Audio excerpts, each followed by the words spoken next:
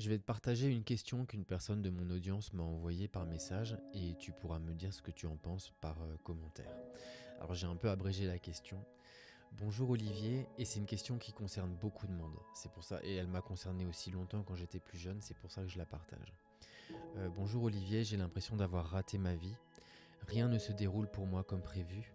Tout ce que je planifie finit par tomber à l'eau et du coup j'ai peur de tenter quoi que ce soit. Enfin bref, ça continue mais tu comprends un peu l'idée. Tu sais ce que c'est que la problématique numéro 1. Il n'y en a qu'une de problématique. C'est la petite voix dans la tête. La petite voix dans la tête, c'est ce qu'on appelle le moi personnel et ça devient le dictateur de ton existence.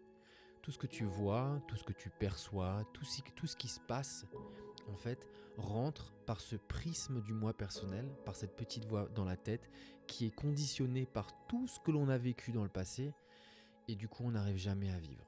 Tout simplement parce qu'on n'est jamais là. On n'est jamais présent, on n'est jamais conscient et on est constamment mais submergé par tout ce qui se passe là-dedans. Crois-le-moi, crois-le-moi de mon expérience. Quand là-dedans il n'y a plus rien, mais tu ne deviens pas lobotomisé et tu deviens vide, non.